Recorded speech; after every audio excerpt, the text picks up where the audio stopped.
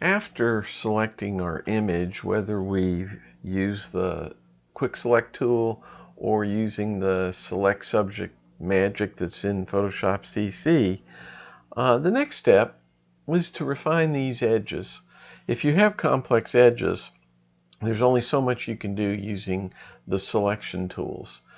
So before we do that, I was going to target the background, so we're going to use our Shift Control I or Shift Command I on the Mac and make sure our background is selected. Then we're going to go up to the toolbar and hit Select and Mask. Now in previous versions of Photoshop, it's called Refine Mask.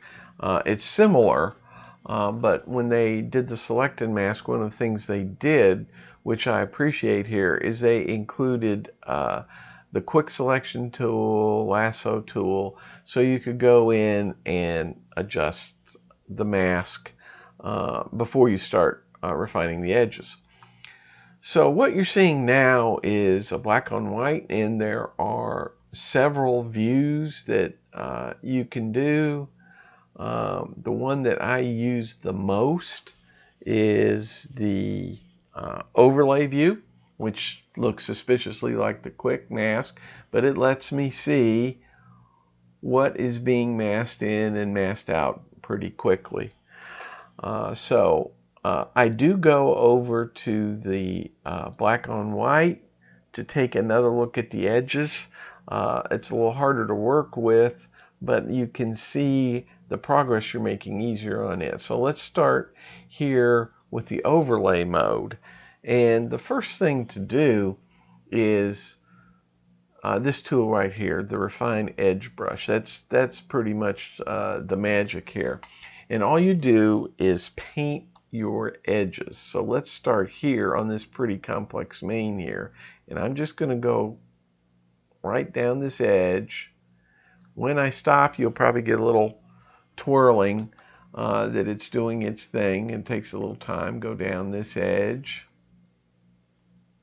And right here, there's some very small hairs, and then right down the mane here, paint there, and let us do this thing. So let's check how that looks, how it's basically going to look on the mask. See the selection of all those little hairs? Now you see there's some semi-transparent areas they added that could be a problem.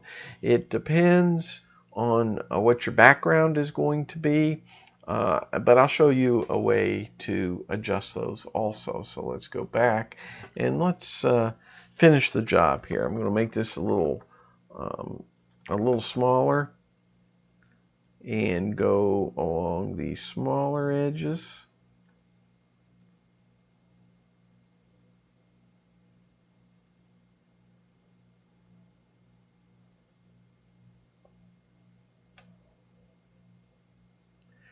And just take all those edges in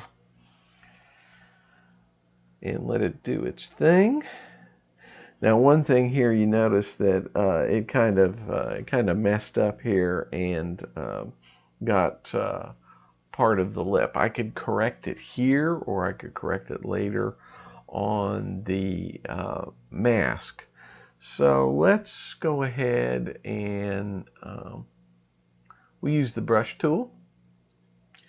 And since we're wanting, you see there's a little plus sign in it, which would be to paint in. Since we're wanting to paint out the mask, we would go up here, select the negative, and then we can just paint directly on the mask and fix that. So let's look over here, black on white.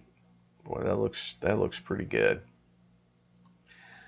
Okay, so we're done. So we're ready to output our mask. We can either output it as a selection or a new layer with a layer mask or just a layer mask. So I'm just going to output it with the selection right now, so you can see the Marching Ants had added a bunch of stuff here where it got in much closer on the edges. So let's do an adjustment layer.